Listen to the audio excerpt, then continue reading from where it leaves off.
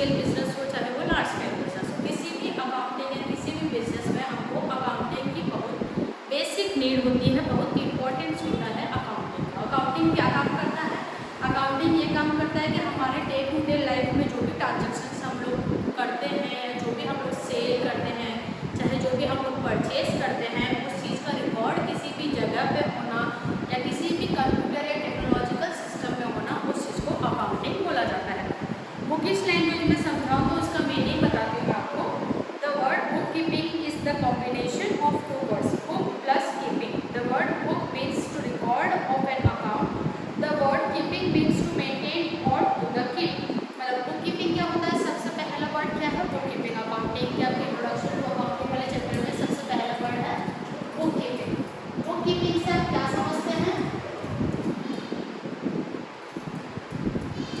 Basic word में बोला जाए तो बुक मतलब टू कीप और कीपिंग मतलब टू मेंटेन।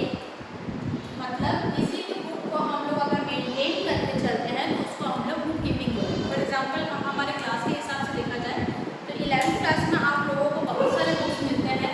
हम लोग को बचपन से सिखाया जाता है कि बुक्स को प्रॉपरली यूज़ करना होता है, साल भर तक उसको प्रॉपरली मेंटेन करना होता है।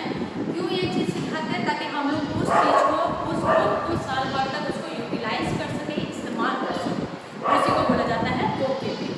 सेकेंड वर्ड है अकाउंटिंग। अकाउंटिंग का मीनिंग बता दूँ मैं आपको। Accounting is an art of recording, classifying, summarising, collecting information and analysing the business transaction और सेट ऑफ बुक्स। मतलब अकाउंटिंग क्या काम करता है? अकाउंटिंग एक कला है।